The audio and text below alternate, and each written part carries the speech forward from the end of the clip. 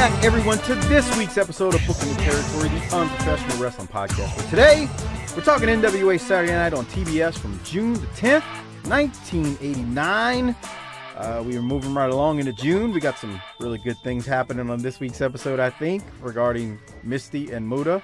Hopefully, by the time we get there, Harper will have joined us because he's running late, even though he told us he'd be ready at a certain time. But hell, what's new? Doc, let me welcome you in. How you doing? Living a dream or what? I'm feeling better than Dak's ankle, buddy. Well, that was pretty nasty. Yeah, it's always great when your quarterback goes down with a season-ending injury. That's just fucking fantastic, isn't it? Well, last time it happened with Tony Romo in the preseason, y'all ended up going 13-3, and you got the number one seed in the playoffs, and then you lost to Aaron Rodgers in the divisional round. So maybe you'll get a repeat of that. You think Howdy Doody is the new Dak? Come on, bruh. Well, rally around Andy Dalton. Let's see what happens. All right. Well, you said Muta and Missy, which Missy is kind of but you said Missy, which we'll get to that too. We need Harper for that. We do need Harper, and I'm doing pretty good, bruh. I've said it. You know, it stinks to lose your quarterback, but some football is better than no football. Amen to that. I'll even take LSU doing jobs this year if it means I get football or no football. I lost my quarterback and you lost your team. What the hell? Well, I mean, everybody's trying to say they need Joe Burrow back, and I'm like, dude, Joe Burrow doesn't play defense. They in the games they lost, they scored 30 plus and 40 plus. That ain't a fucking quarterback problem. Yeah. Well, I know people didn't tune in to listen about football, but it's the only current thing that we watch right now. So that's all we got to talk about in terms of current events.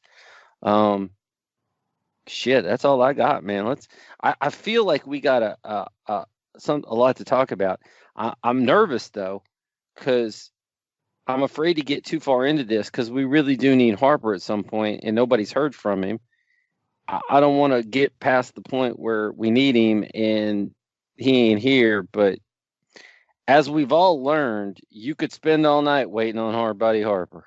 Which we did one time when he disappeared and said he fell asleep because he was day drinking. By the way, we were worried about his well-being, and he got too day drunk to perform. Absolutely. By the way, he just texted me, I'm pooing, and I responded, okay, let me know when you're on. So there's a superstar. Can you imagine with his diet and just terrible habits, just the growler that's coming out sideways down his large intestine? I don't want to think about that.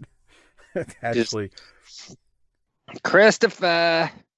Do you remember the Patreon episode we did on worst places to drop a deuce?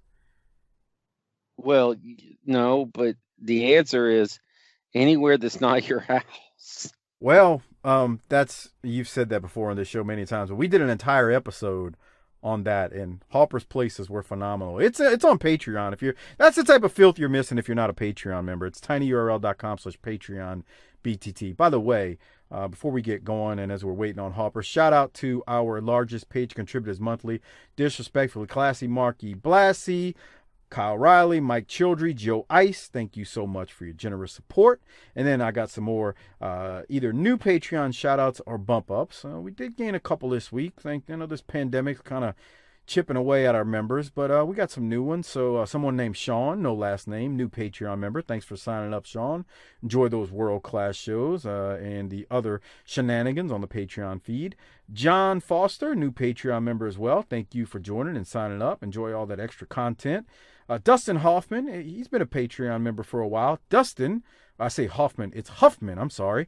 Dustin bumped up and is now a BTT Hall of Fame Patreon member, so thank you very much. And then a longtime Patreon member, Joe Moon, longtime patron. He decided to move up to the BTT annual option, saving him 10% for the year by doing so. So remember, on Patreon, you can now sign up for a full year. You don't have to go month to month. And when you go for a full year, not only are you guaranteed getting those shows for a full year, but you're going to save 10%, which equates to 1 month free of membership over a 12-year span. So thank you all for signing up. That's tinyurl.com/PatreonBTT. Remember, Doc and I, we've got a clash coming up in the next week. So We're recording that in a couple days from now. So it is the next clash is coming up, and that clash will feature Funk versus Steamboat. And there's a bunch of other stuff on that clash that is very enjoyable. I finished it last night. I got to tell you, I'm excited about talking about this. I'm not excited about the fact that you said we have to start at 6:15 in the morning on our day off, but and that's a shoot. Everybody's going, he's working. That's bullshit. No, that's what we're doing. So whatever y'all think that it's just teeth and gums and getting wasted on at BTT, we're starting at 6:15 on our day off in the AM. So you said you're excited about it, though. You're looking forward to this clash based on what you've seen so far? Oh, based on what you watched. I finished it, and I'm ready to talk about it. There's some good things, and there's some things I think they missed out on, but it's certainly better than some of the other clashes we've covered. Oh, yeah, there's been a couple of, I don't want to say duds, but some clashes that were like, eh. But this clash, there is some really good stuff in this. Don't get me wrong, there's some stuff you just like, what the hell am I watching? But it's NWA 89, and sometimes you just shake your head, and other times you go, whoa, that's how you do it. And I think that's what's going to happen, what you'll see here. And to get that, again, tinyurl.com/Patreon BTT. That's tinyurl.com/Patreon BTT. I am definitely looking forward to that. Okay. Doc, how about you? I know you got some spotlights, so Harper should be joining us shortly. What are your spotlights? I got a couple. So the first one is, I want to shout out one of my biggest fans, one of the inaugural members of the Doc-A-Holic group, my main man Mexican Chris Cepeda. Is that how you say his name? Peta. Okay. Yeah, Cepeda. I heard he recently had the Rona. Yeah, the Rona, and he beat it, as he posted on our Facebook group. That's well, there's a cure now, right? Did he get it? Keep going. Mike's mad now. So anyway, you can't take anything serious. You can't just say, "Hey, man, good job, you beat it." Well, no, good job, you beat it. Yeah. I mean, he said it was rough, and I'm trying not to get that shit because I heard it's rough. Wear your mask. Protect your neck. Don't eat buttholes like Harper. You don't.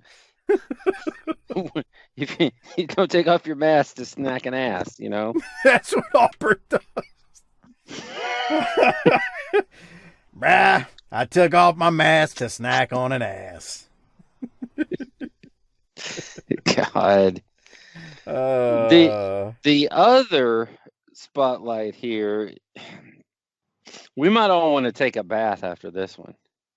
Okay. We might all have to take a knee, call a timeout, and go take showers, and then come back and finish the show.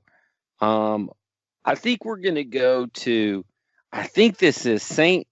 Tammany Parish for the Reverend Travis Clark. Now, if we're saying the word parish, that means we're in Louisiana. And so this made national news, but basically our good Rev here was using the church altar to film orgies. I mean, is that how would you say it? Well, this was on NOLA.com for anyone who wants to know, and the title of the article is "Priest Recorded Having Group Sex on Altar of Pearl River Church. Police Say 3 Arrested." Now, let me give the punchline of this thing. That way you'll all be interested in this. Well, I heard that you were one of the 3 and you've been in this church. Is that right? Well, I wasn't one of the 3 arrested, but I'll just go ahead and say it. This isn't a work. I had to look it up before our friend Jamie and Father James Mitchell, the Sinister Minister, they posted this in the Facebook group a little bit, a day or two after this happened.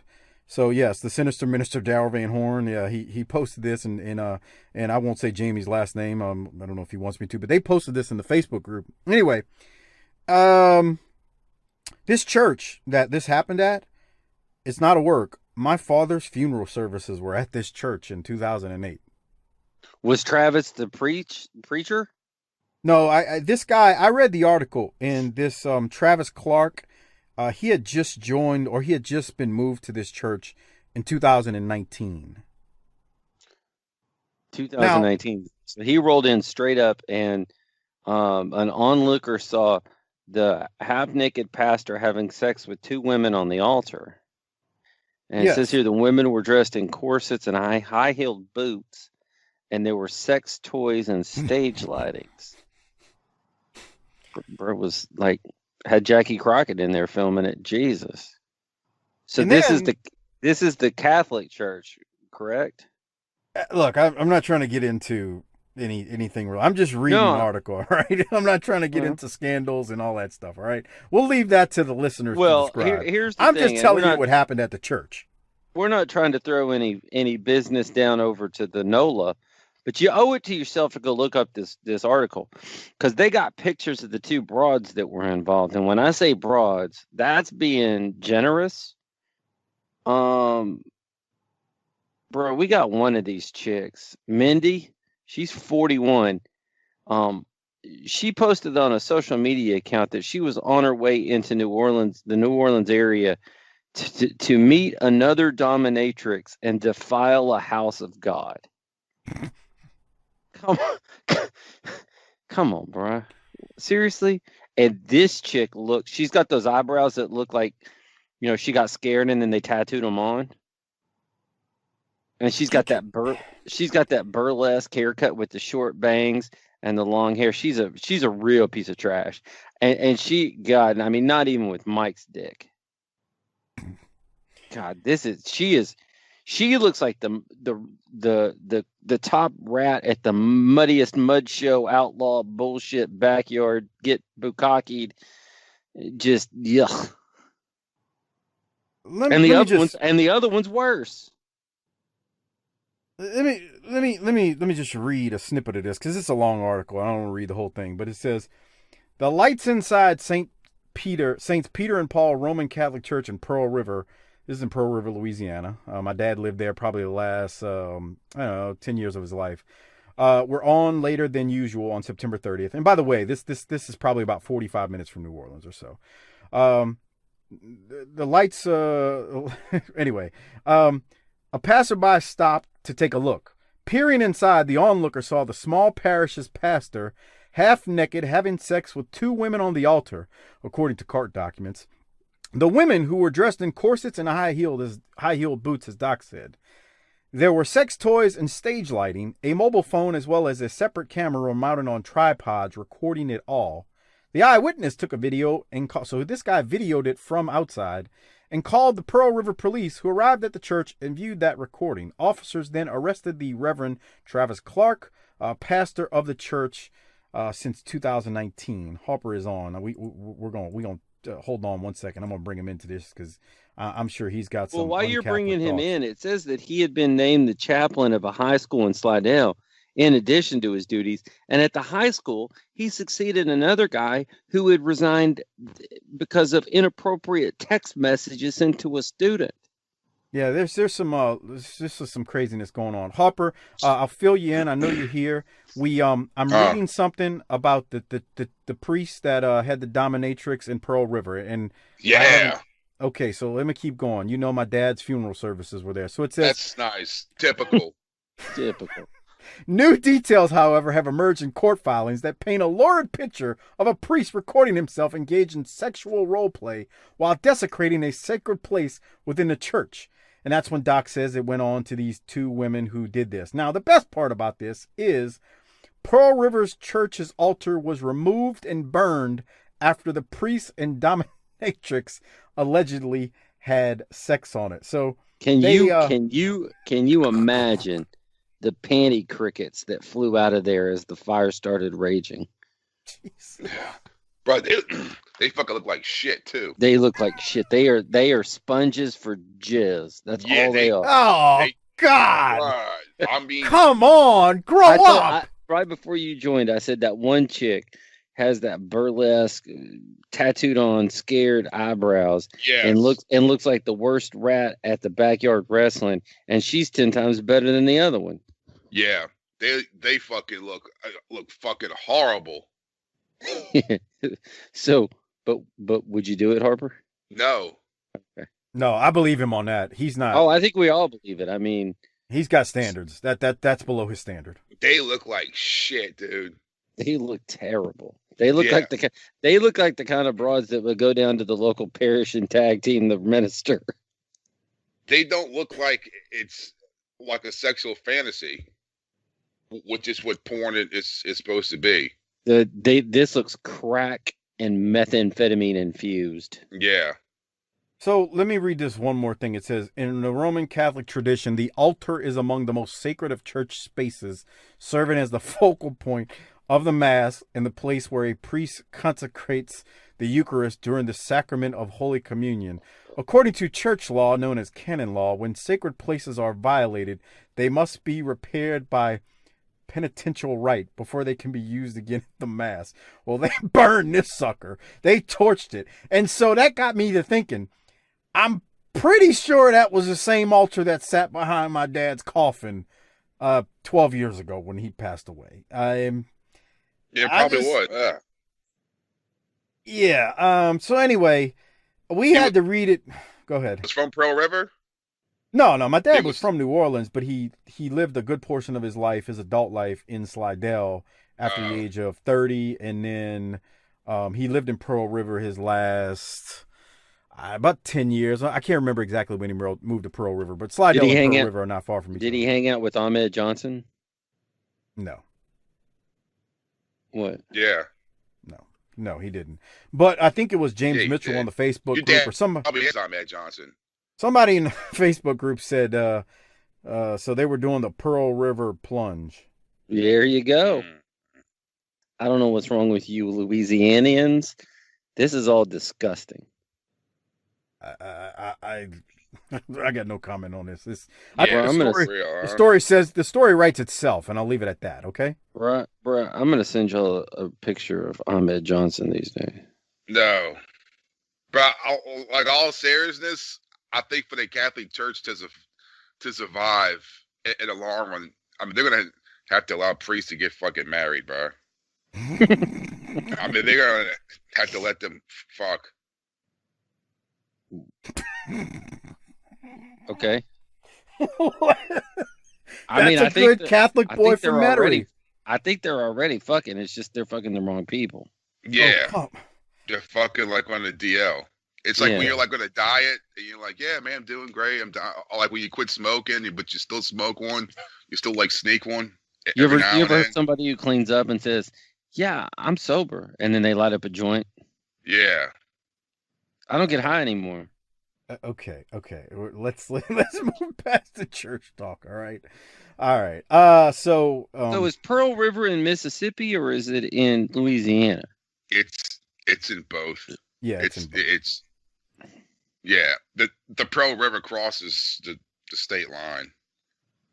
Okay. And there's a Pearl River, Louisiana, which is like right outside Slidell, and there's a Pearl River. You ever date a girl from Slidell? Harper? No. Are they trash or hillbillies? No, it's like a suburb. Oh. Yeah. Okay. But Pearl River's more I guess what Mike fucking redneck type of it's more rural. I didn't want to say it, but sure. Yeah. It's more redneck. Let's just say it like that. I remember for the shoot job a million years ago, I would have to work in that area every blue moon, and I would drive down, was it Highway 11, Mike? Mm-hmm. Mm-hmm.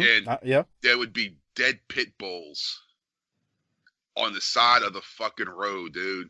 Every time there's one.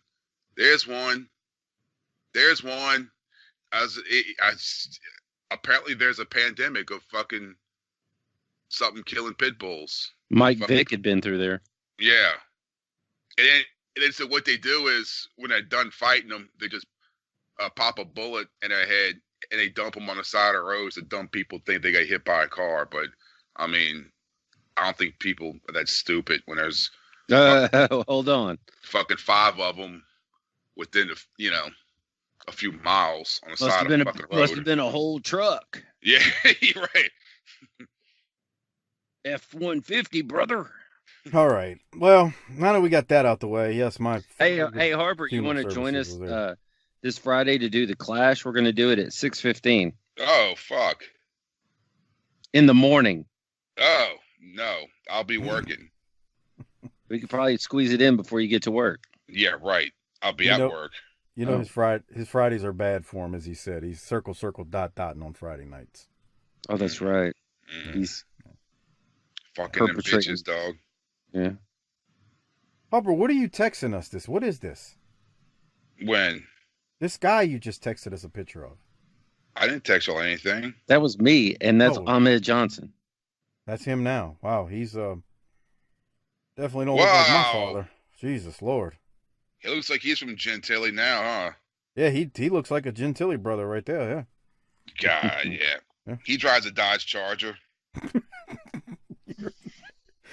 Oh, okay. Any other Mud Show shenanigans before we get into this week's show? Actually, I do have something, Doc, and I'm thinking about it. Because I noticed on there's a 5-star review that just popped up on Apple and one on Podcast Addict. Why don't you read the one on Podcast Addict, and I'll look over here and see if I can't pull up the one on Apple. All right, so the Podcast Addict one says, this is from Ben Martin 88, longtime Patreon member. Thank you, Ben. Ben says, the best old school wrestling podcast out there. It's like you're sitting in your favorite dive bar talking with your boys about the glory days of pro wrestling, among other things, which is other things, as you just heard that story about the Pearl River Church. They're living the dream. They're being blessed and being a blessing, and they're the best unprofessional wrestling podcast out there, period. And he capitalized the word period. Doc, have you pulled up your 5-star review? Thank you. I do, but let me just tell you, we're the show that everybody wishes they were on. We're the talk of the wrestling industry, podcast industry. It's dying except for us. We got one here from CHBG24, 5-star review. That is, I know who that is. That is, I think that's his Twitter handle, CHBG24. That is our longtime Patreon member, Craig. So 5-star review, I just wanted to mention that. Craig's titled his review Doc-A-Holic. And he says, let me tell you something, brother. If you want to marvel in the majestic poetry of Doc Turner, relish in the sexual prowess of hard-body Harper, and the Patton-esque leadership of Mike, the Tommy Rich tamer, Mills, please hit that icon and subscribe to the best thing going today. Booking the Territory is the podcast that could take the food out of my children's mouths.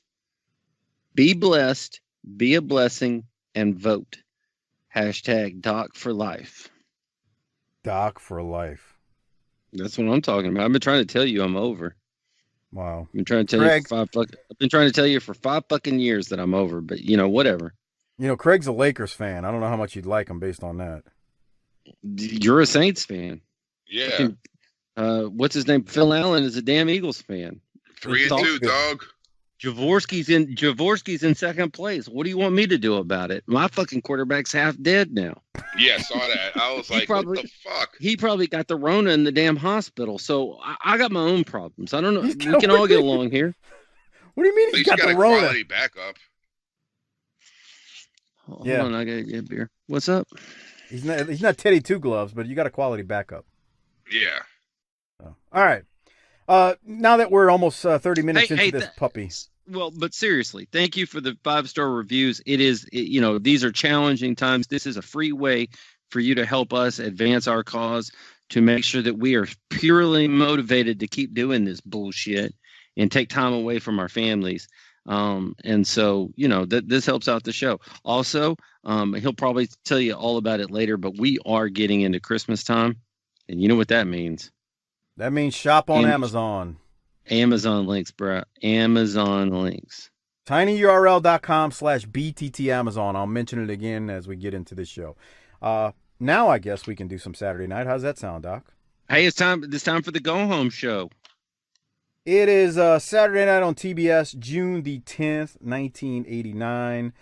It is technically a go-home show before the next Clash of the Champions. So let's get this thing going. I got the video going now. JR opens the show and tells us what we should be seeing tonight. They hit the center stage. Hayes tells us we will find out soon who the new Freebird will be. So stay tuned, although we're not going to find that out during this hour. And I'll throw it to Doc to see if he's got anything else from that rather long opening from Hayes driving me up a wall. Anything, Doc? I didn't have anything from the open, my friend. Me neither. I'm guessing Harper doesn't either. No. All right. Well, so we go from that opening to Hayes getting all his stuff into the first match where we get Ranger Ross, who defeats Jim Bryant.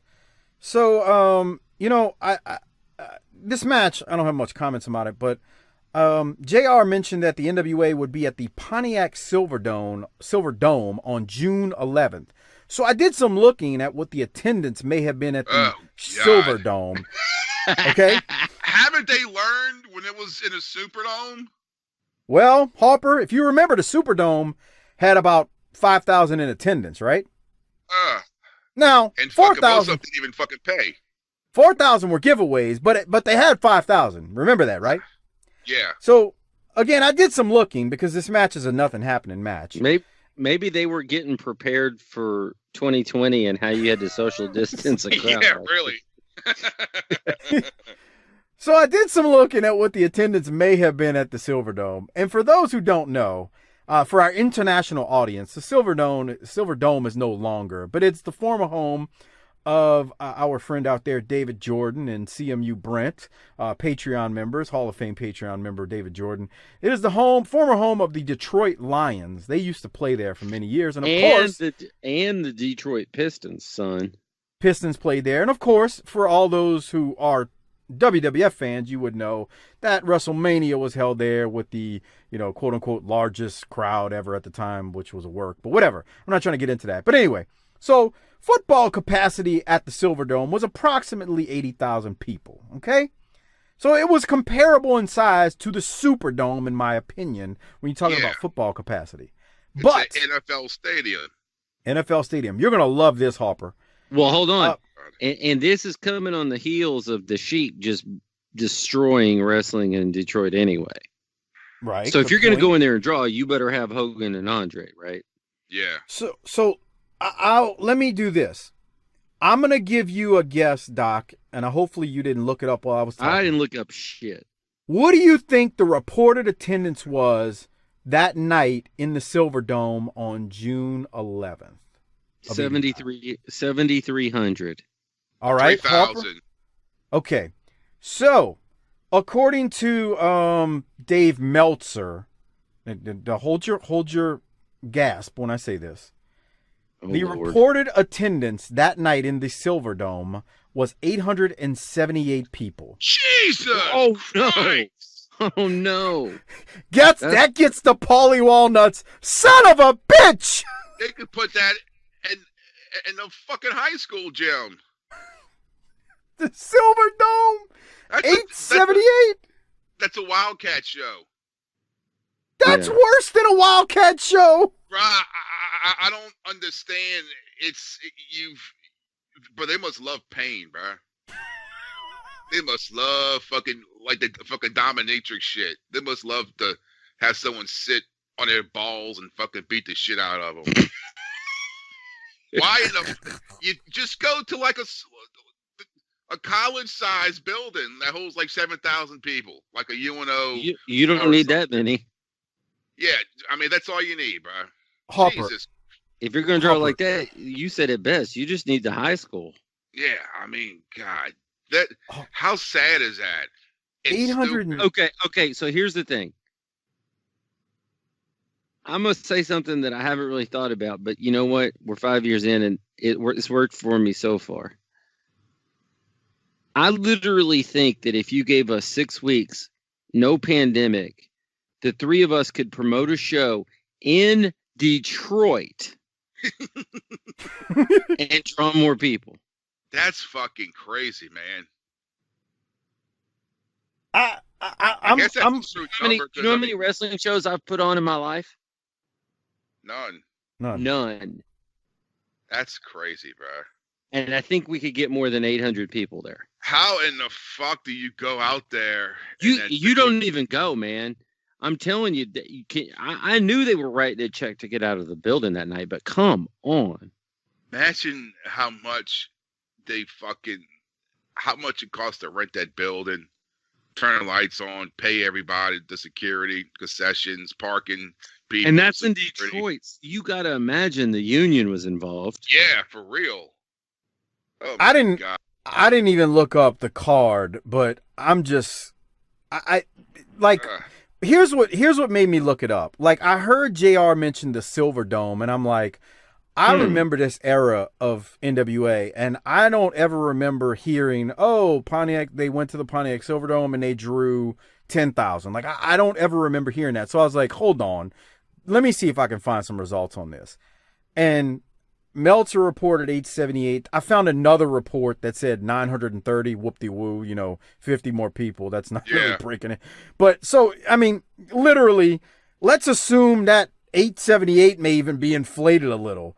Like, that, I mean, you want to dude, I've seen what that amount of people looks like in a stadium that big. You know what it looks like? The New Orleans Saints are only allowed to put 750 people in a dome right now.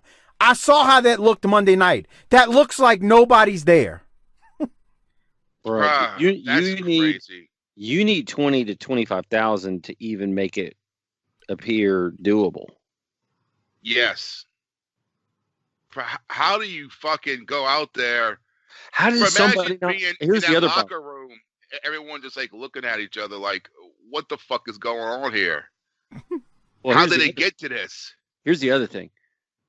If somebody was truly at the head of the ship, somebody's got to lose their job over that. Oh, God, heads would fucking roll. Are you fucking... The whole fucking office staff would be out of there. This would be fucking totally unacceptable. Hold on. I'm trying to look up the card for that night. Imagine the amount of just losers running that place. When not only did you do it, but then you just kind of just looked at the ground and kind of looked at your shoes like, oh, well, that sucks. All right, here, y'all ready to hear the card? Because here's the thing. I think me and Harper are madder about this than they were. Yeah. Well, yeah, because they're still getting the fucking check. It's a guaranteed fucking pay. So it doesn't matter if it's 800. I'm not talking about the wrestlers. I'm talking about the shitheads that are promoting this shit. Yeah. Like, how can you fucking... I don't... That's fucking crazy, bro. That's fucking nuts. Y'all want to hear the card? I'm depressed. The card the card for that night: Scott Steiner versus Mike Rotunda. Okay, that's a good match. Yeah, just wait, it gets better. And we're in Michigan. Okay, it gets better. Eddie Gilbert versus Kevin Sullivan. There you go. Tape fist match. That one was okay. Mm-hmm. Hold on, it gets even better. Ricky Steamboat versus the Great Muta. Oh fuck! That's gotta be. That's fucking badass. The Road Warriors versus the Samoan SWAT team. Okay. Lex Luger versus Michael Hayes. Yep. Now, it also says, but it doesn't say who they faced, was Ricky Santana was on the card, Shane Douglas, and Johnny Ace. I'm sure there were others, but that card I just read you, that's a nice card. Yeah. That's crazy. They should have had this shit like the Sam Houston Coliseum or something. They even said it was Family Appreciation Day. All kids' tickets were $5, and they still could only put 900 people in there. That's fucking crazy. Why go way the fuck up there? Mm-hmm. Well, they were in Michigan. They also were in Saginaw on the Civic Center on the 10th, the night of this show. I don't know how big the Civic Center in Saginaw is, but it says that one drew 1,000. So they outdrew Detroit in Saginaw. According to the site I'm looking at, yes. They're doing everything wrong. Bruh, I don't need a spreadsheet. I don't need a spreadsheet and a PowerPoint presentation and all kinds of cool new digital software and AI to know they're doing this shit completely ass backwards. Oh God.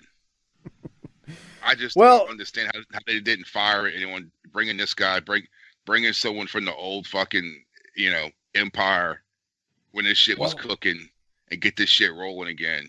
You heard the card. I mean, that's a... Yeah. It holds, and that place holds 5,500 for hockey and 6,200 for basketball. So they were probably writing the check to get out of there that night. Bruh. That's fucking nuts. But you've heard Bischoff say it. We're doing house shows, and every time we do one, we're losing money. Let's do more. Well, Austin talks about the era he was in when he comes in, and he talks about, those days, and he's like, man, we're doing house shows. There's 300 people. I don't understand how that could happen. Well, that's why they ended up stopping doing house shows at a certain point, but we're years away from that. Especially with the level of, there's some shitheads in the promotion right now, but there's a lot of talent still here. It's ridiculous that they had less than 900 with the card that I just read. I don't understand why each house show, I understand you could be down like halfway full. Halfway. If you gave, here's the thing. I ain't trying to blow nobody here. Let's assume no Rona, and you gave that card in that prime to Luke in 2020. How many people could y'all draw in New Orleans? More than 800, bro. Oh, you go to you could put that at the St. Bernard Civic Center, and you draw 3,000 at the Pontiac Train Center. I don't know the buildings, but I was thinking 3,000 to 5,000. Yeah, that'd be like the Pontiac Train Center, or the Ilario. Well, again, the Silverdome. I don't understand. I'm in a bad mood now. I need something. Yeah. I need something big. I need something big to happen to cheer me up. Well, I got something that's going to cheer you up greatly, Harper. And none of this was planned. No, I don't have a sponsor, but we're going to go to a segment in this week's episode where I tell you what, I'm just going to hit play. I'm going to say that Gary Hart, the Great Muta, and Missy Hyatt are involved. Let's just go to this segment right now and get Hardbody Harper's deepest thoughts afterwards. Here we go. Back fans to World Championship Wrestling, Jim Ross and Free. Say that again, Harper. I'm going to unzip my pants real quick. Hold on. Okay, let's go to it now. Michael P.S. Hayes here with you. Before we see the Great Muta in action up here in the ring. He's great, too. He certainly is, and he's undefeated, but recently he did something I think is totally distasteful. No. They're screaming for equal rights for women, and that's all he did. He gave them equal rights. You have to be careful, Missy Hyatt, of what you ask for, because you just might get it. Let's go back now, fans, to a piece of videotape, the Great Muta, and this altercation with Missy Hyatt.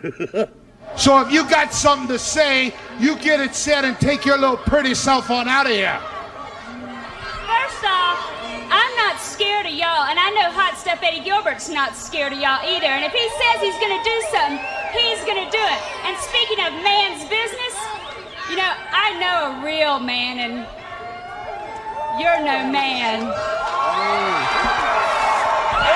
Muta, he sprayed that mist right into the face of Missy Hyatt, in her eyes and in her face, and she's down on the floor in pain. It got her right in the eyes. Here comes some help, Doug Gilbert and Scott Steiner out to try to help Missy to get her face wiped off and clean. It's got right in her eyes. We're going to have to get her some medical attention. She's going to need some help and some medical attention. They've got her right into the eyes and into the face. Bears, let's get out of here while we try to get Missy some help. That's what you get. Whoa, what? Wait. Jesus. I don't... Go ahead, Doc. First of all, she's wearing that pink dress, which is great because it gets on the dress, right? Yeah. Yes, absolutely. Like Cornette's white suit.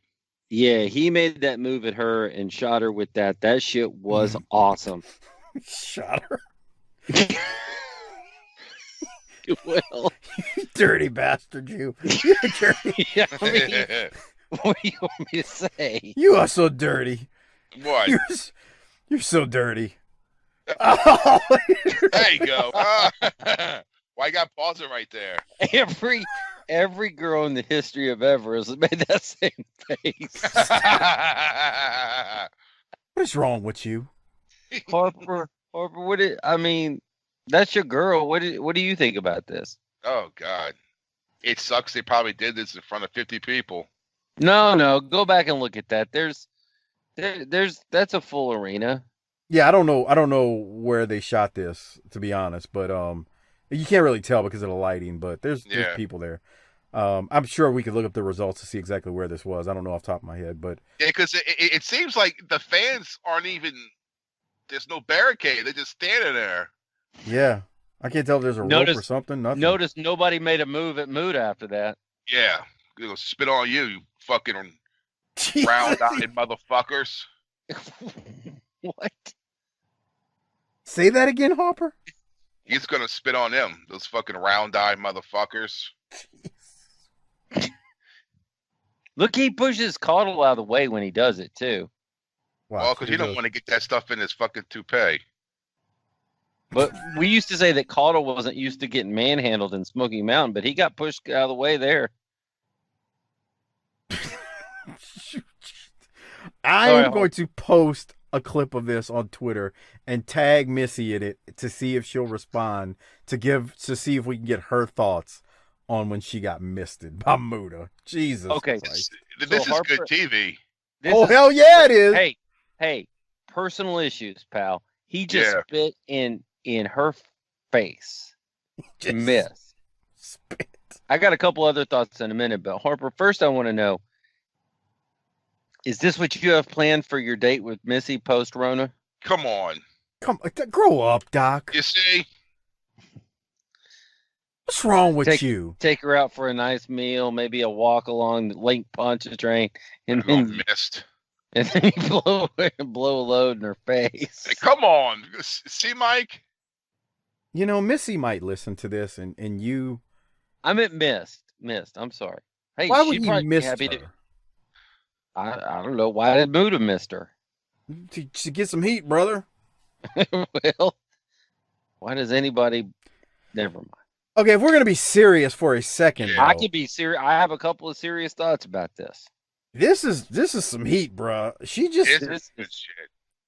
She's a young, blonde, baby-faced female who got spit the mist by a foreigner when that still meant something. The other thing here is she just sold that mist better than anybody else who's been misted yet. But imagine walking by the TV and this is on. You're like, what the fuck? What the fuck is this? Wait, that fucking Asian guy just spit right in her fucking face? What the fuck was that, Mace? That was mist. Yeah, but it's just... This is good TV. This is how they should have brought Muta in. Before he ever did anything or got in the ring or anything else, he's just standing there like this mysterious dude, and then he missed her for the first act. Dude, she took that spray stiff, too. Like, he ain't far away from her when he does it. That's what makes it great. Oh, my God, look at that. That is just... Oh. She's screaming. She sold this better than anybody else. Because that first match he had with Steve Casey, he missed it even, and then they went 8 minutes. That's bullshit. I agree. And so if this would have been the first thing that happened, and then she comes out the next week and she can't see, and he ain't even been in the ring yet, and then he gets in the ring and starts doing all that no wasted motion shit and moonsaults, it'd have been like, what the fuck? Dude. Okay. He's willing to miss a woman, and he's awesome at wrestling. Any other thoughts, Doc? This is great. Harper, are you okay over there? I'm all right. Poor old I think this has got either you're the one that unzipped your pants, or you I lost my heart on. Where'd it go? No, you didn't. You regained it. What were you about to say? You don't remember, or you remember this? No, I don't remember this. Well, I bet you Missy does. Yeah. Oh God. I wonder how much they What if paid what her if to she do that. what if she comes on and says, "It smelled like rice"? Oh, come. Come on, Doc. I'm sorry. What is? I mean, what you just said is worse than JYD. Oh no, we don't want no Toyota. I love my Asian brothers and sisters out there. Yeah. I think Missy said one time in a shoot interview that some of her best paydays were world class though. So I don't know what she would have got. But I mean, I'd have to imagine, I'm not trying to say Missy's like this prissy woman, but I'd have to imagine when they came to her like, yeah, Muta's going to mist you in the face. She was like, he going to do what? And it took her. I don't know, she's bro. in a business. Yeah, she's tough. Yeah. Okay. Like I said, I'm gonna put her Twitter at when I post this clip and see if she'll respond, because she's responded to us a few times. We love you, Missy, and we're gonna look out to see that this gets avenged. This sorry shit can't go unanswered. Yeah. I agree. It's America, motherfucker. Hey, what does that mean? You don't do that to our precious blonde-haired, blue-eyed women in America. Foreigners coming over here with their Halloween makeup on, spitting on our women. I think he's made Harper mad. Personal issues, son. All right. Any other thoughts on Missy Hyatt getting misted? Definitely. This is good shit. The highlight of the show. Highlighted the show. Totally agree. All right. Well, we keep going, and we move along from Missy getting misted by Muta to a match with 25-year-old Ray Lloyd making his first NWA Saturday Night appearance versus the Great Muta. And, Ray Lloyd. So, Doc, did you have any thoughts? Ray Lloyd's debut. Glacier, that's right. I like that mask. It's creepy looking. Yeah. I like the other one better. The one without the horns? Yeah. Muta was something else back in the day when you saw him, though. You thought, you just knew. Well, we got it with Kabuki first, too. I liked Kabuki. I like Kabuki's just appearance. I mean, Muta's a better worker. Come on. Yeah, but I agree. Kabuki had that appearance because he had that chainmail across his face that he wore to the ring, and then he had the hair in front of his face, so you couldn't really see his face, and it was always, well, he does that because he's scarred. Dude, Go ahead. That spitting two different colors of mist is popping me at 40-something years old. Yeah, that's fucking awesome. I was about to say it again. And he's preparing you actually for another color of mist he's going to have later on, but he starts a match with the red mist or the green, and then he sprays red. It's really phenomenal, man. He's doing good stuff. And I will tell you, so Ray Lloyd is making his debut here Saturday night, but the crowd, Muta's supposed to be a heel, but they're popping for him too. I mean, it's not overly popping, but how could you not? Right. That's what I was going to say. It's hard not to pop for him. You saw this nowhere else. I mean, WWF wasn't doing shit like this, like fucking Muta. Yeah, and somehow we only got 900 people in the Silverdome with him and Steamboat working against each other. Jesus Christ. In the Steiner's home state. Yeah, that's fucking crazy, dude. The only thing I can think is it just wasn't promoted well. Run that back about 20 seconds. Okay, I will. Let me get what Harper was. Harper, what were you saying?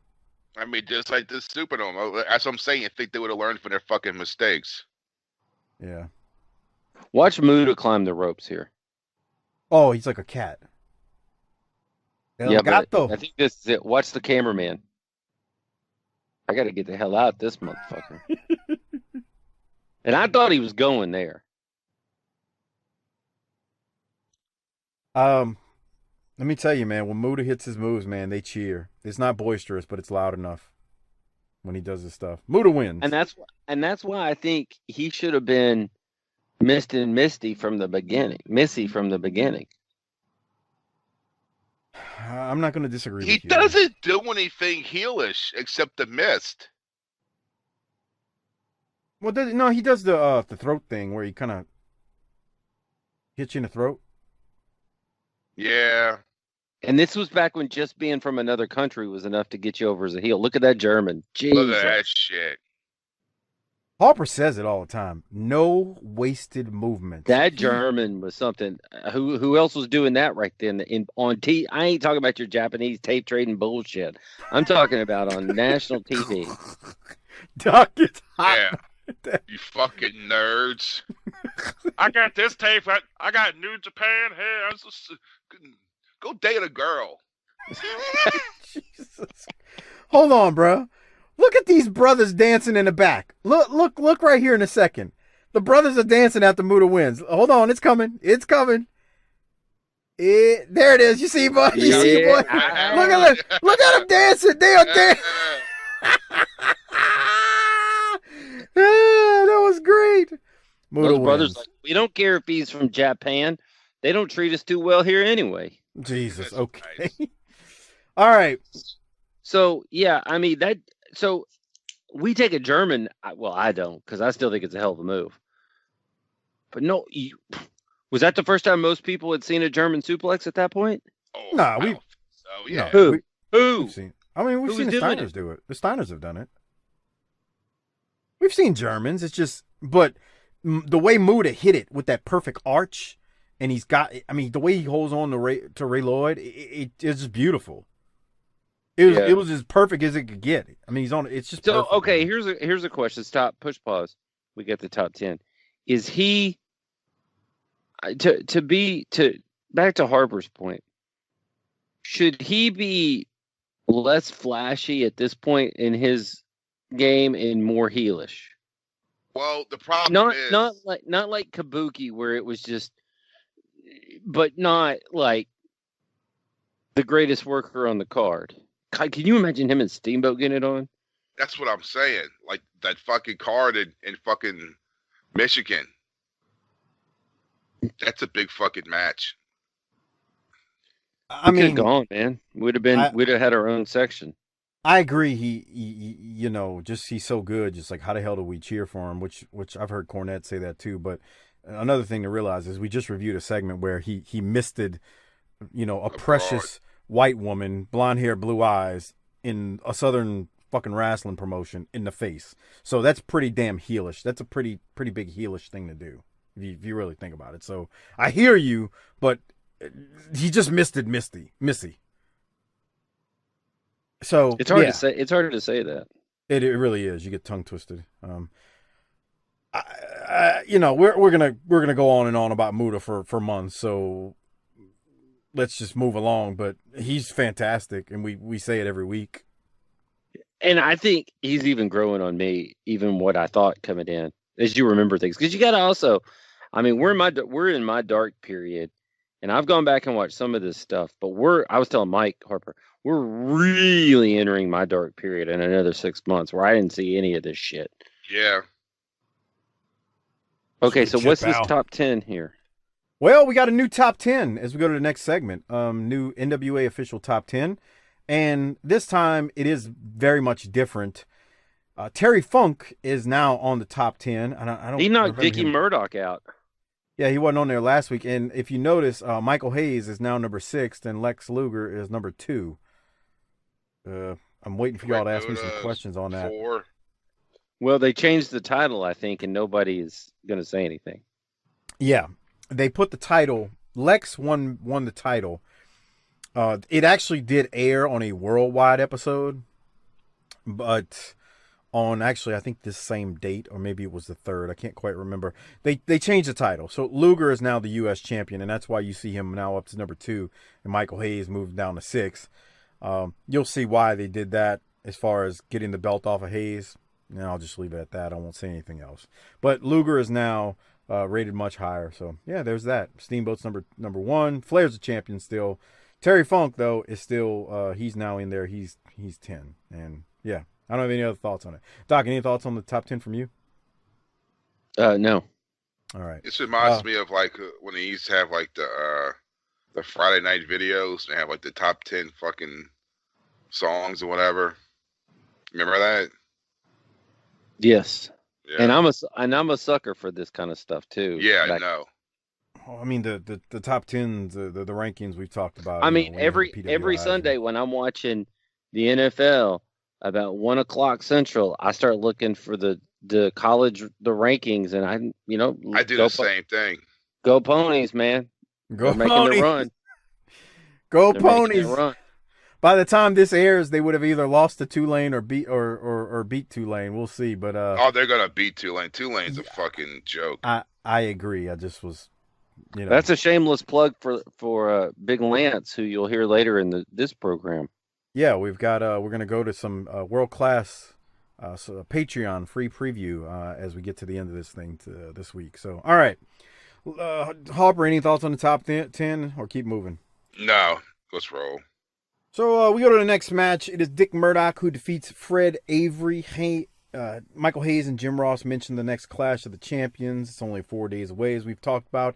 If you want the audio of that review, you got to go to tinyurl.com/PatreonBTT. They've mentioned the Clash a little bit, but not a ton, I guess. I feel like it's just last week where they first started talking about it. I'm going to assume they had more ads running on the stuff that we don't see as far as the commercials go from these episodes. But yeah, so there you go. Anyway, Murdoch wins. Doc, any thoughts?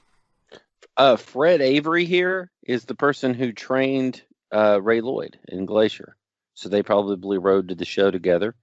And in case you were wondering, at some point early on in Ray Lloyd's career, a certain world champion named Tommy Rich called Ray Lloyd Sugar Ray Lloyd.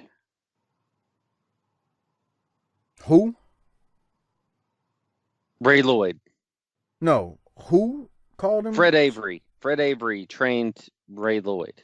I know, but who called him Sugar Ray Lloyd? I never heard of it. Oh, that was Tommy Rich. Oh, capital T, capital R, Tommy Rich. Wildfire. Never heard of him. Okay. He's coming to Texas in a few months, so you better watch out. I heard that 3 weeks ago. Yeah, sure.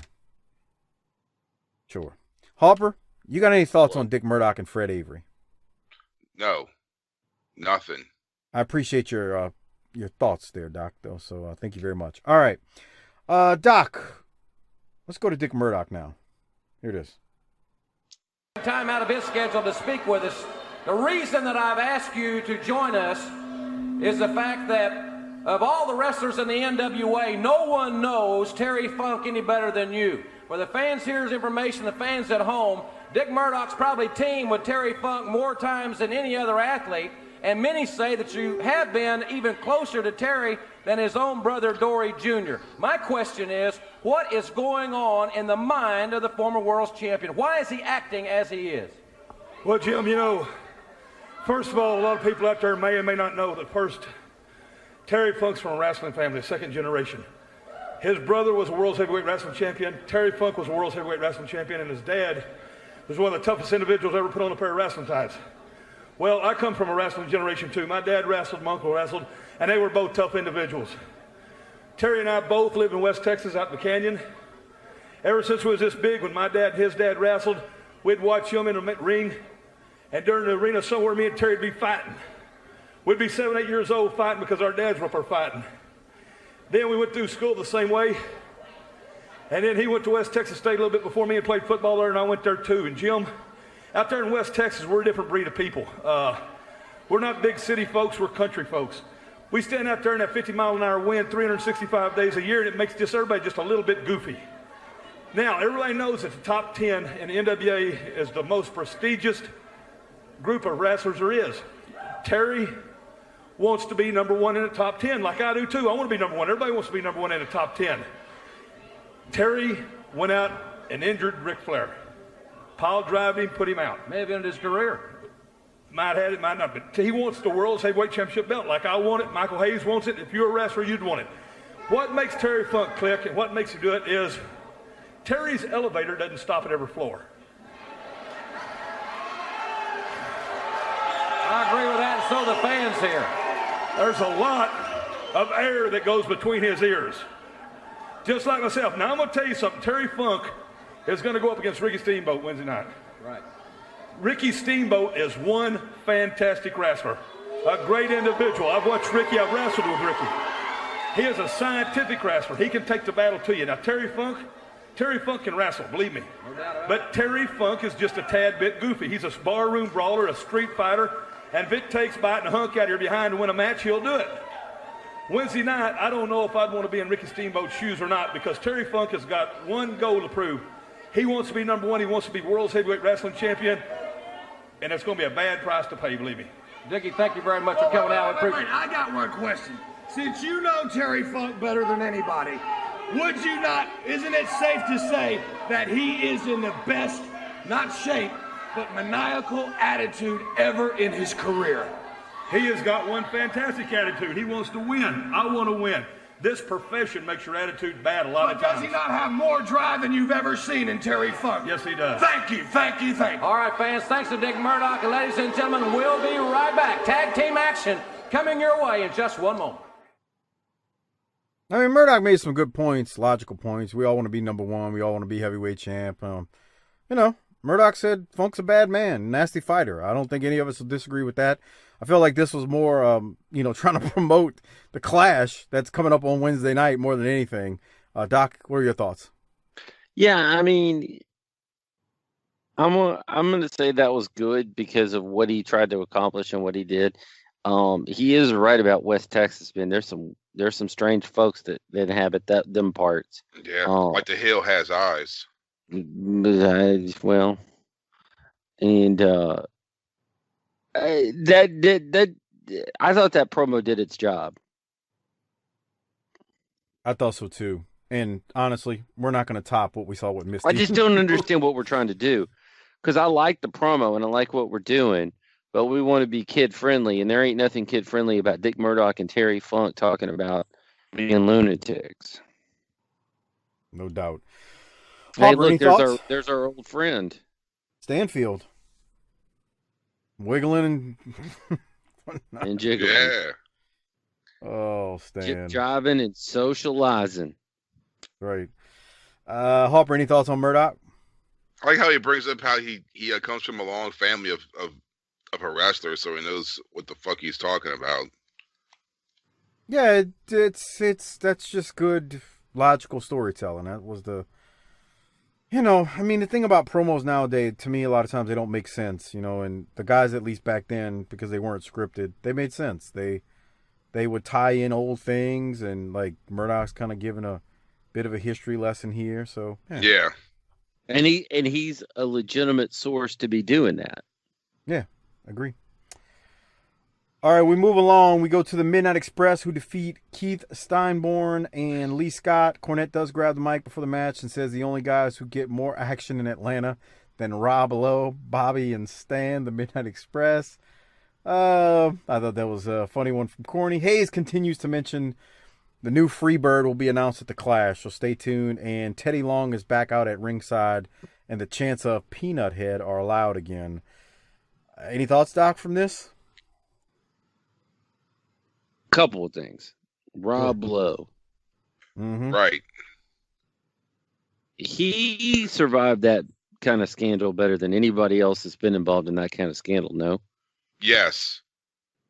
I don't know what he did, but he navigated that better than anybody else who's been stuck in that position, so to speak.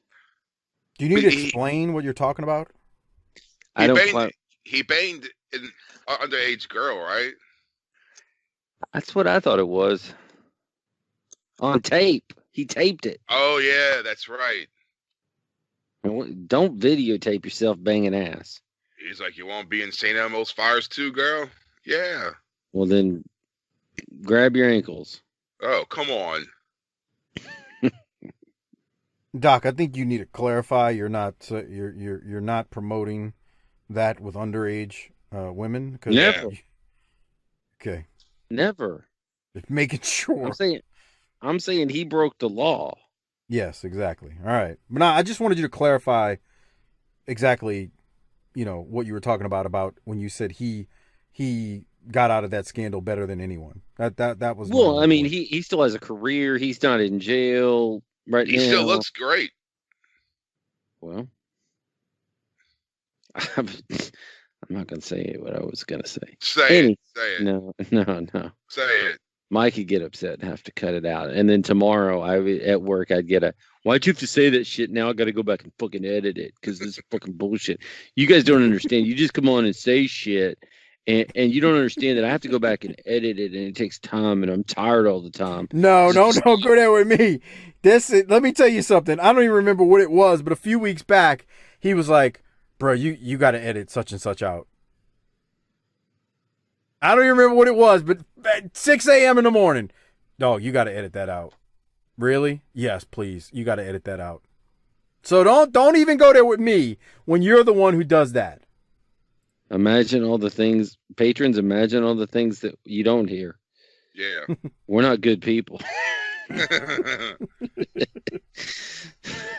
This is you're in international waters when you're listening to this show.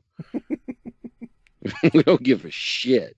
Okay. Hopefully it gets edited out, but who knows, man. All right, keep going, Doc. Keep going. Keith Steinborn, does he have the worst hair in wrestling? Or is it the best hair? That's a great point. One man's trash is another man's treasure. Can I get I did have a timestamp here, 1920. We're only 19 minutes into this shit. Jesus. He's getting blown up, y'all. He's getting blown up. That's why he just said that. He's getting blown up. He's blown up. 1922. I got 1915. How about I start from there? You want me to play audio or what? All I have here was "This is nice," so I don't know what it is. Let's see. So let me play the audio. It'll be a move. All right, here it is. Speak your mind. Do you realize that this time next week you will be looking at one half of the World Tag Team Champions? Well, I guess I can handle it. That's the way it's going to be. Go ahead, bet against us. I'm not a betting man. We wouldn't be doing it again if we couldn't do it better. Midnight Express. That's some great teamwork. And they can keep the teamwork going. Yeah, I don't even know how to describe it, but that is definitely some great teamwork between two guys who knew how to do tag team wrestling. They worked over two dudes right there. Yeah. That's all I had. All right. Hey, Harper, I got to tell you something. When we do the Clash, the Ding Dong show up. Great. That's what I said. Oh, God. So that Doc doesn't get any more blown up, let me go to Paulie Dangerously here. He's got something to say. He looks like he's been eating. Just the other day, I was on Wall Street with all the big money backers, and they said, Paulie Dangerously, remind JimCornette that you don't run for Ayatollah, you don't drink and drive, you don't drive with Ted Kennedy, you don't double date with Rob Lowe, and you don't live dangerously with the Samoan SWAT team. But the fact of the matter is, for the first time in my life, I'm going against Wall Street. Because I'm going to be Mr. Nice Guy on the Clash of Champions. I'm going to sit back Wednesday night and let the Samoan SWAT team prove once again to the Midnight Express that they are the better team. So I'm looking at you straight in the face, Jimmy Cornette. I'm not going to interfere. I will not use the telephone that I've bashed on your head before. I'm not going to do anything to cheat, because the Samoan SWAT team doesn't need me to beat the Midnight Express. It's just that simple. I'm going to be Mr. Nice Guy. Think about it. Have I ever lied to you before? Dude, I almost felt like I was going to get struck by lightning when he said it. Or have I ever lied to you before? And Paul Lee is eating good. The cheeseburgers and whatever else he's getting on the road is some good stuff. Would you agree, Doc? What else you got from this? It is good. He has been eating, and that's a good promo. I mean, you don't run for Ayatollah. I like that line. You don't run from Ayatollah. You don't run for Ayatollah. Like, you don't run for president. You don't run for Ayatollah. Okay, yeah. Like, that's a great line. But how many people watching this knew what the fuck he was talking about? How many people on the show? I know. You think fucking Jaworski knows what the fuck he's talking about? Well, I just meant the three of us. Oh. But God will help us. No, because I know I know what it is. I'm like, okay. Paulie is eating. I know that much. God, he's starting to blow up already. You can see it from when he showed up in November of last year to now, man.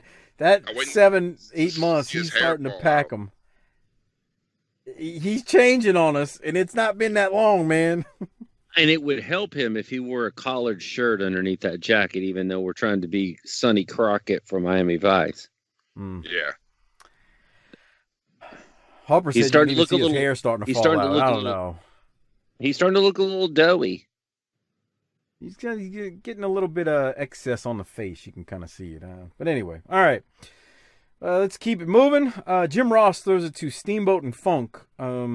This is rather long, so I feel like I got to play it, though, Doc.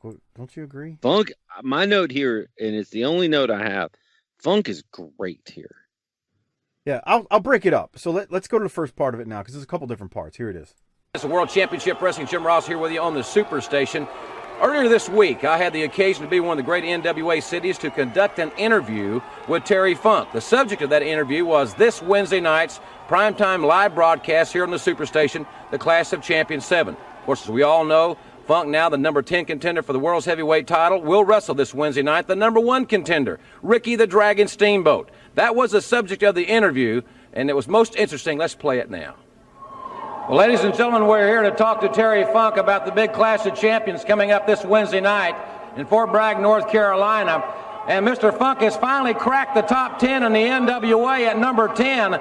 And this Wednesday night live on prime time here on the Superstation, he will wrestle the number 1 contender, Ricky the Dragon Steamboat, this Wednesday night. Jim Ross, I want to tell you and the simple-minded people out there the cold, hard facts, one time and one time only. I am from a professional wrestling family. And many years ago, my father was a wrestler too. And my father died in my arms after a professional wrestling match. They had his funeral, and thousands of people came to his funeral, and they brought every kind and color of flower imaginable. That, like I said, was many years ago. Then the years went by, and I went back to the gravesite, and all it was there was me and the West Texas winds. And I looked down at that headstone of his, and it said Funk, F-U-N-K. And I swore to the heavens above that I would make that name synonymous with wrestling forever. Forever. If I have to step on Sting, I will. If I have to step on Luger, I will. If I have to step on Steamboat, his family, I will. That includes that little pig-nosed half-breed child of his, because what I want to do is I want to have Ric Flair, and I bet my last breath, I bet my heartbeat, I will bet my... Hey!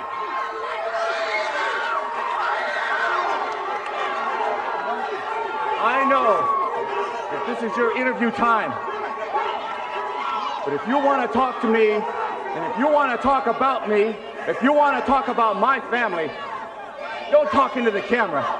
Tell it to me face to face. Get it off your chest. What have you got on your mind? I want Ric Flair. You talk about, I will talk about my family. This is my interview time, and I am ranked number 10. Why are you ranked number 1? Whenever Ric Flair beat you, just defeated you, why aren't I number 1? I'm asking you now. That's a question that you can ask the NWA committee. I said cut that tape. That interview's on. All right, let's stop there, because then Luger interrupts this thing from the studio. Or not the studio, center stage. Harper chuckled like I did.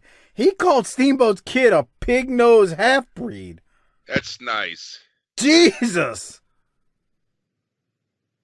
A half-breed. Wow. Yeah. Any other thoughts, Harper? This is a great fucking promo. I mean, from the very beginning. So you're going to be a heel, and you're going to do dastardly things, but we don't think that you might be a slight bit racist. I mean, it fits. I mean, would you say go out to West Texas, man? Well, yeah, I mean, look, sure, there's many fine people out there, and there's also there were fine people everywhere. But right. the point there's is, also some not so fine people out there everywhere. So the point is, if he's going to be a heel, he's already busted the champions and stack of dimes. Mm-hmm. He's messing things up. Why would he take pot shots at children? All I wanted to say out of this was, I thought back in the day we left people's families out of this. That's right. For the record, Funk has never said that. I don't think I've ever heard Funk say that. I know, but it was the rule back in the day, right? Well, if you listen to certain people, like you want to say the name you're thinking of? No, I don't. I'm not trying to start the heat. I'd hate to have to drop a spine buster on somebody. Oh, I mean, shit. It's one of our favorite wrestlers of all time, but he's very hypocritical the way he says that. Right, because calling somebody's child, and we're not talking like teenage son. We're talking about a baby, a toddler. Yeah. Like the ones that watch fucking Brian Pillman bang his fucking mom. Come on. He called him a pig-nosed half-breed. Damn. I know, but like, bro, Steamboat should have just fucking came out swinging. That's stiff. That's stiff. That's stiff. Woo, that was stiff. Okay. So, Harper, any other thoughts before I keep this going when they interrupt and then go to Luger at center stage? I mean, pig-nosed half-breed. He called his baby a fucking pig-nosed half-breed. That would have got my Rolex if not for Missy getting misted. Tell me about it. And guess what? This is the go home for these two fighting on the Clash. That's right. In front of 300 people. No. This is at the Clash is at the Clash is at it's at Wembley Stadium. Yeah. Now the Clash is at Fort Bragg, and that shit is packed, and it's a bunch of rowdy army men. Oh yeah, well, because it was a free show. Well, they paid with their lives, but come on. I mean, what? Yeah, now y'all being dumb. Can we get back to what you were saying, Doc? The fact that these two are going to be at the Clash, and this is what you get right before that. So, I mean, hats off to the NWA here. We give them a hard time for certain things, but look, you're going to have these two doing battle. This is great setting it up, because it's a slight detour for both men to dance with each other while you resolve the Luger and Turn and Rick getting well. So this is well done. Harper, is there anything more 1989 than that shirt that Steamboat's wearing? I thought he was wearing one of them karate outfits. No, it's just I don't even know what that design is on that shirt, and then he's got it, tucked into that looks like something from you would get from TJ Maxx. He's got him tucked into his Z Cavaricis, I think. I don't know. Yeah. Got the little ponytail. I bet his fucking I bet the bottom of his pants are probably tight rolled. That was awesome. Hey, do you think Bonnie told him to put his hair in a ponytail so it'd have more of an edge? Baby, put your hair in a ponytail so they're gonna think you look like the Steven Seagal guy. I got a serious question for both of you. I'm gonna ask Doc first. You ready, Doc? A mouth is a mouth. You can do it. I don't care. No. Do you think Bonnie got mad at Steamboat because of what Funk said about fuck pig-nosed half-breed? You need to tell him to keep his goddamn mouth closed about our children. You know those women will work themselves into a shoot. About anything and everything. And even though she knew this was a work, she was mad. I guarantee. Yeah, 100%. I bet she had that baby bouncing on her fucking hip and like, you see this? This is our baby. He called your baby a fucking pig-nosed half-breed. I know, Bonnie, but it's part of the angle, and I told him not to do that again. You think Vince would allow that to happen? No, we need to fucking leave this fucking place. Now, Bonnie, they promised me that I get another run with Flair. It's gonna be okay. The checks are gonna go back up. Look, I told Terry, hey, watch out. He said, okay, we're all right. Please let me handle it. He got a mouthful. He got blasted from her on this one. He was trying to make up for that for at least 2 weeks. He got blasted on that like he said it. Right. Yeah. Right. Because women like to hold you accountable for some stuff somebody else did. Yeah. No. That's like the thing. Like I never forget.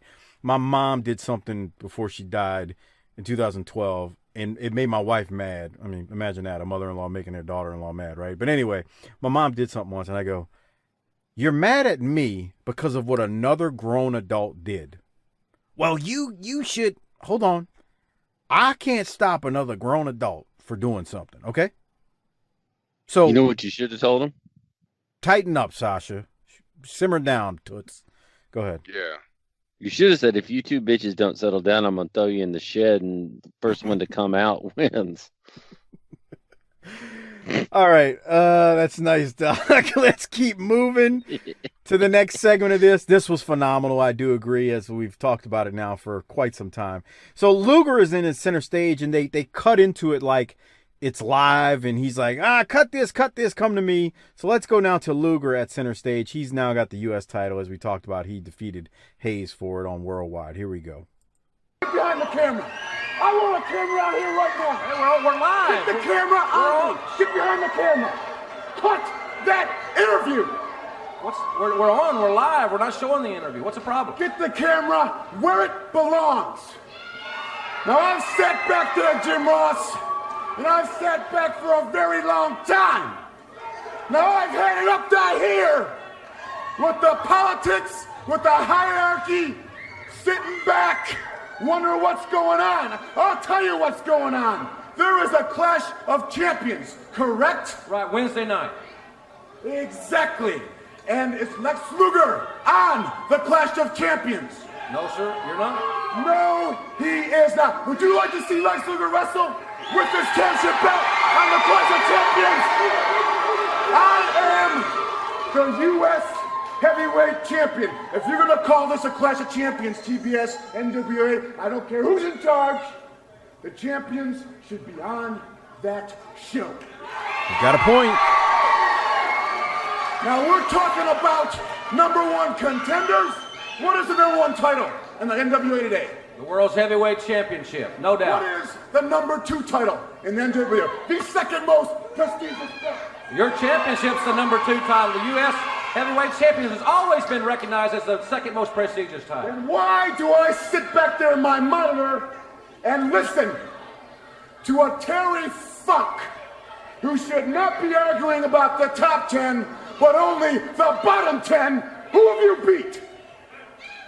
Nobody. And then I gotta listen to Ricky Steamboat. I had Ric Flair on the verge. I pushed him further than anybody ever has in this sport.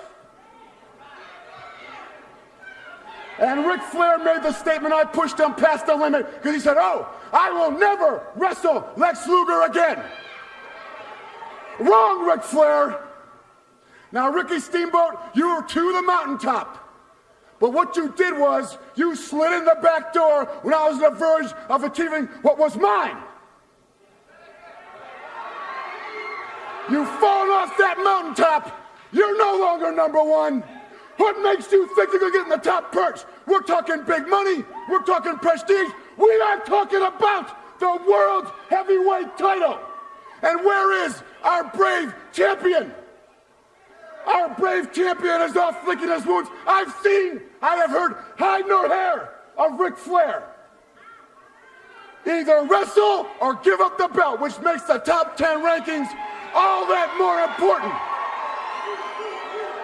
So bottom line is this may become a process of elimination. I will be there Wednesday. Whether you guys want me on that show or not, I will be there, Jim Ross. And what this comes down to is this. Who is King of the Hill? You know who's King of the Hill. They know who's King of the Hill. The fans out there know who's King of the Hill. You are looking at the King of the Hill, baby. Hey, Steve, we were going to show him a piece of tape, but Steamboat said some real nice things about him. Let's see now this comments from Ricky the Dragon Steamboat. I apologize for the interruption. Let's see the footage from Ricky the Dragon Steamboat, and then we'll be back with more action. I mean, Luger was great there to me. He's not lying. He's like, it's Clash of the Champions. Why the hell am I not on it? I'm the U.S. champion. What the hell is going on here? And, you know, Funk and Steamboat, they're yapping about me a number one contender. He's like, I'm a damn U.S. champion. I should be number one contender. And, you know, this is bullcrap that Flair said he'd never give me another shot at the title. I mean, pass around the look, we're hard on Luger sometimes on his promos, especially his babyface ones. I don't want to say hard, but we're like, yeah, it's fine. It's nothing great. But goddamn, pass around the collection plate right now. Luger's preaching. What do you think, Harper? I think his Ron Anderson came out, and that was the best promo he's ever done. I mean, like you said, where did he lie? That was good shit, dude. Yes. I think that was the best promo I think he's done. Well, he did one when he turned face. That was really good. I think that's the one I'm thinking of. And it was. If they did this now, of course, there'll be a fucking triple threat match right there. Later tonight. Yeah, in fucking 5 minutes. Yeah, I'm not going to disagree.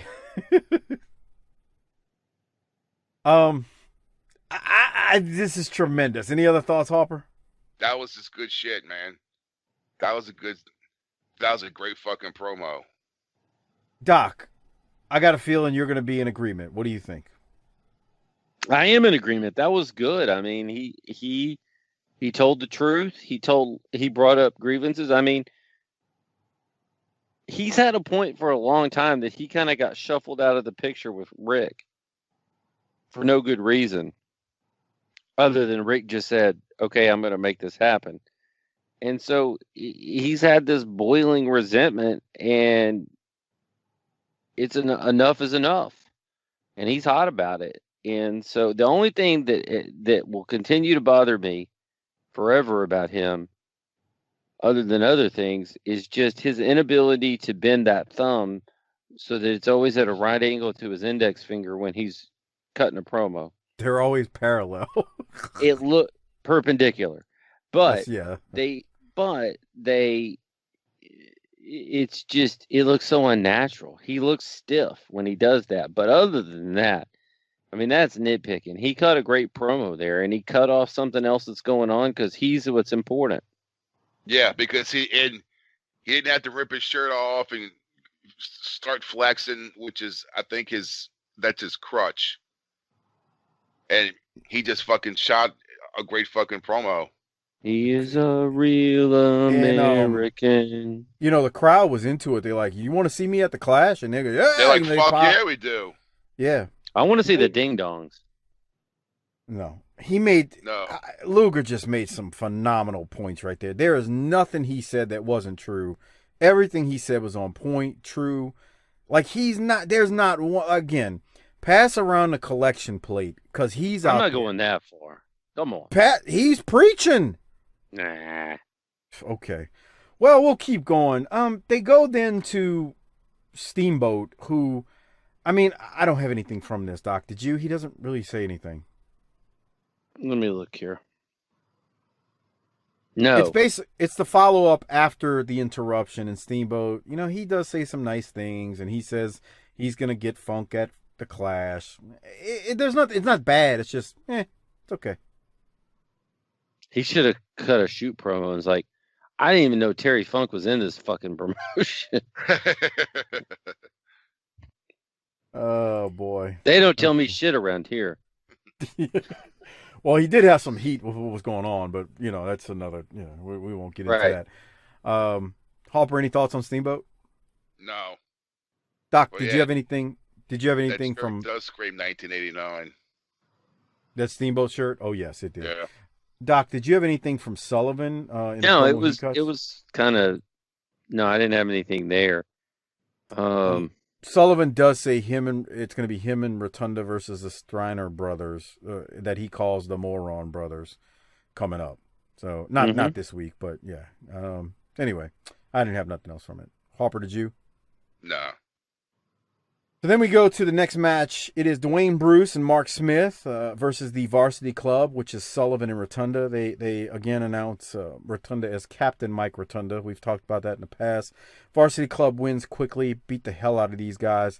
Steiner brothers come out to make the save to help out Bruce and Smith because they're getting beat down by Varsity after. Doc, anything from it? No, because I really am ready to get to the next thing. Wild Bill? Hell yeah, brother. Let me go to Man, it. hey, I am a world class as a kid. Wild Bill was a staple of world class in my youth, and I met him later on in life in another capacity one day, but I'll talk about that on the other side. So, real quick, let me play it, but also former BTT guest. His clips that I've posted on YouTube, on our YouTube channel for this show, have gotten tons of hits. He's got some really good stuff in the interview that we did with him many years ago. It's probably been 3 years ago now, but let's go to his promo here. It's not a long one, quick. Wild Bill, he's going to be battling someone at the Clash. Here it is. This is ridiculous. 6 weeks ago, they threw me out of here for doing stuff like that, and they persist and let them Steiners put them back in the institution. God, he's wearing me out. They were just taking up. They had no business out there. Well, maybe Their match is Wednesday night, not now. As Wild Bill Irwin's coming up next, but he made this comment about this Wednesday night and this battle for the television title and the Stinger. We'll roll it. Woo! This Wednesday night live on the Superstation at the Clash of Champions, there's going to be a new champion crowned. That's me. I'm going to take it away from this young puke, the Sting. And then the Sting, when I get done with you just like everybody else, they're going to feel a little sting on their back. Maybe you've been putting a sting on a lot of people, but brother, when I put the leather sting on your back, you won't be doing no woo! You'll be doing ah! Okay. Doc, you said you got some thoughts because, we're world-class fans. We remember Wild Bill very well. And again, Wild Bill was on the show, told a lot of world-class stories and whatnot. What did you think about that? The promo's not that great, but here's the thing about him. He come in crack. I've seen him in person, live in the ring. He comes in cracking that whip, and that shit reverberates throughout the arena. And it's no joke. Look, he's not going to be a world champion, but that's not his lot in life. He's an upper mid card heel, and he's really good at that. He is a bigger man than you think, too. Yeah, he's also. You know how old he is here? Anybody want to guess? 18. He's been 32. around for a while at this point. How old is he right here, Doc? 34. Okay. Wow, 34. Okay. So that means in a world class's prime, he's in his late 20s. Which makes sense. He's when I say a lot bigger, I know I'm not saying he's like 6'7" or something, but he's a big man, and you really can't tell because he's not like, he never was the bulkiest dude, but he got some serious heat in world class as Wild Bill, and then as one of the Super Ds with his brother. They had a very, very good run in world class. If you again, become a patron and you can get all of our world class shows, tinyurl.com/PatreonBTT. But Wild Bill, like Doc said, Doc is spot on. Very, very good mid-card, upper mid-card talent. Not going to be your world champion, but as a tag team with his brother, he could be a tag champ. He is very, very talented, and I don't snicker and laugh when I think of him battling Sting for the TV title. I just don't. Now, I don't know how many people in '89 understood how good of a talent he was. If you were a new viewer, if you never got world class, I can't answer that. But for me and Doc, and even Harper, we remember him from the world class days, and he was a hell of a talent. And you're right, Doc. When he cracks that damn whip, your ass wakes up like, I mean, it'll make you look. You know, your teeth might clack a little bit. But anyway, Wild Bill, ladies and gentlemen. Harper, any other thoughts? What did you have on this? The promo wasn't all that great. But yeah, you know. I just keep thinking how they don't want to look like an old Southern hick wrestler. But you got Dick Murdoch, Terry Funk, Wild Bill Irwin, and Michael Hayes, Terry Gordy, and Yosemite Sam just fucking came out. I mean, what the fuck? Come on, Harper. No, I'm just saying they got it's the typical cowboy guy with the whip, and they don't want to look like a. We've got a sculptor over here creating a statue of Robert E. Lee in the corner.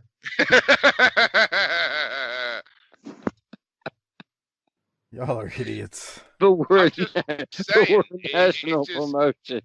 I mean, everyone working here has got a Southern drawl. Maybe that's why they drew 800 people in Detroit. No, that's not. So. That's not why. Yeah, because gross incompetence in management had nothing to do with it, right? Yeah, no. I'm all right with this, man. It's Wild Bill. I'm okay with it. I got a soft spot for Wild. There you go. Fuck him up. There you go. He's peeing with that whip, dude. That don't feel good. It's been so long, and I never posted the interview I did with him in whole on our show. I think I broke it up into 2 or 3 parts. Maybe I should post that as a bonus show, now that he's in the territory, and have the newer listeners listen to it, because we really had a good time, man. He was very generous and told lots of old world class stories and various other things. He was generous. Did he give you money? He talked about the Goon. Like he told the story of how he became the Goon, and there's an ESPN writer, a hockey writer. I gotta find the article. The dude from ESPN referenced BTT on this ESPN article. Remember that?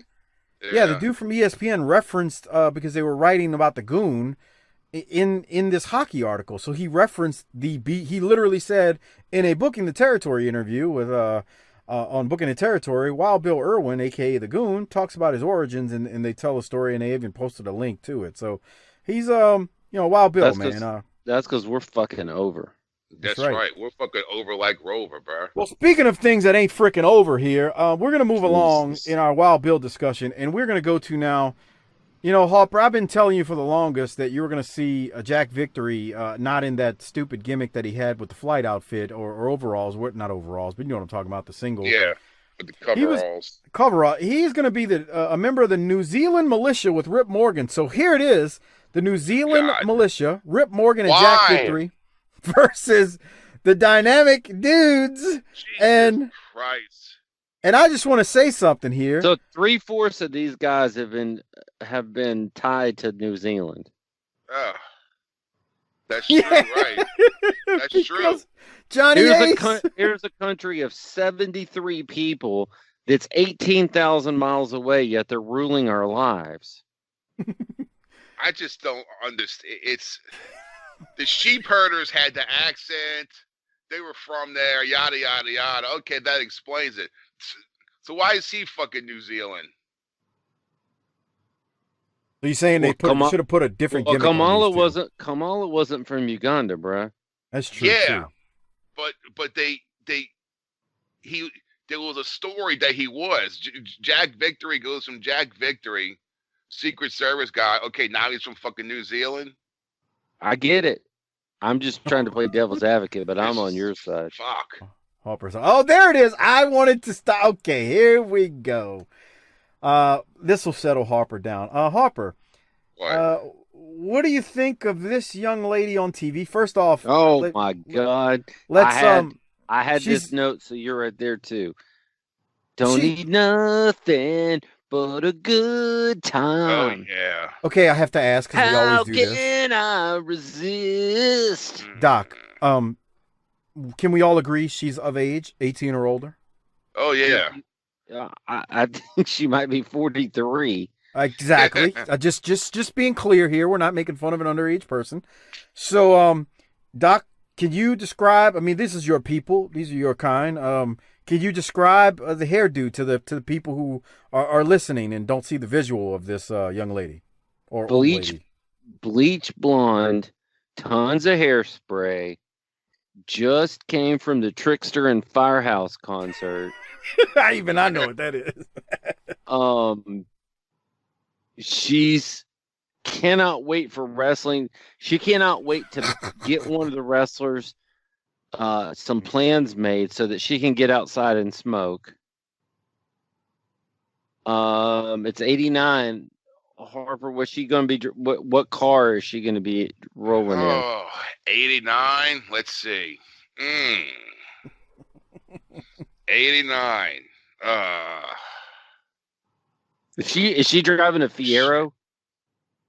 Or is that too much? I was thinking of something like a Pontiac Fiero or so. It's got to be something like that. One of those two-seater, like those, or like a a two-door like Cavalier or something. But if she's driving a Fiero, she's about 3 payments behind. Oh yeah, definitely. But she don't give a fuck. Right, because she's going to meet the man of her dreams down at the wrestling or at the rock concert, and he's going to take care of that for her. Yeah. She's going to suck it out of him. Oh, God, that's a chick on. I would love to fuck. Like back then. I mean, fuck, you remember how it was back then? Like this, that's a chick that would just give me a fucking insta hard on. I'll be like 13 years old. Yeah, so she looks like Christina Applegate on a meth binge. Mm-hmm. If we're gonna help out our non video patron listeners, she looks like Christina Applegate after drugs. Oh yeah. You know she's got a pack of Marlboro Lights in her fucking purse. Can she afford Marlboro Lights, or is she smoking basics? I mean, back then, yeah. Because I mean, fuck, how much was a pack of cigarettes back then? I knew people that struggled with it.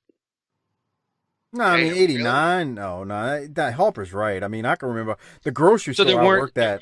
There weren't discount cigarettes back in the day. No, I'm not saying that, but I mean, look at this woman. She doesn't look like the discount cigarette type. I mean, she looks like she's buying the real McCoy. She's got the Marlboro Lights, and that's it. I mean, she might have a pack of GPCs on her. There you go. Okay. Yeah. So just for the record, she's got enough hairspray in her hair. There is a right above her apartment. There's a hole in the layer. Dude, I mean, I'd be afraid for her if she actually lit up a cigarette that hair would light up too. Fire hazard, bro. Dude, I mean, that's impressive, that hairdo, and I guess I'll leave it at that as we're working towards the end of this week's episode. All right. Who's the guy that she's with next to her? Some douchebag. Let's look at that motherfucker.